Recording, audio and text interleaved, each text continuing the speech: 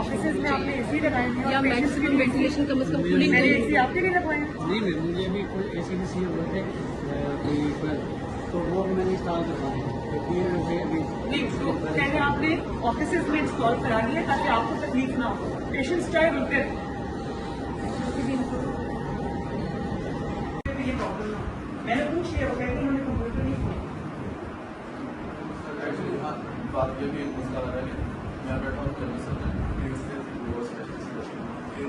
कौन है पीक्स के स्पेशलिस्ट? पीक्स के स्पेशलिस्ट कौन?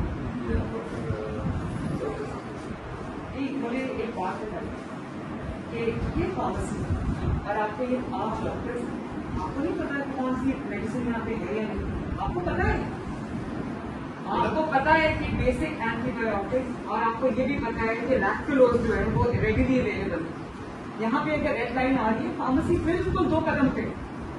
फार्मेसी वाले को कल हमने बुला के ये बात करनी है, अगर आपके पास है तो आप जो करें उसके बाद में आपने एमएस साहब को बताया कि ये मेडिसिन नहीं है? ये हमें घर को तभी कल और आज के 24 घंटे पेशेंट सफर कर रहे हैं, तो 24 घंटे तो ऑलमोस्ट हो गए। तो आपने एमएस साहब को भी, आपके लिए बड़ा आसान है, पेन से लिख देना और पेशेंट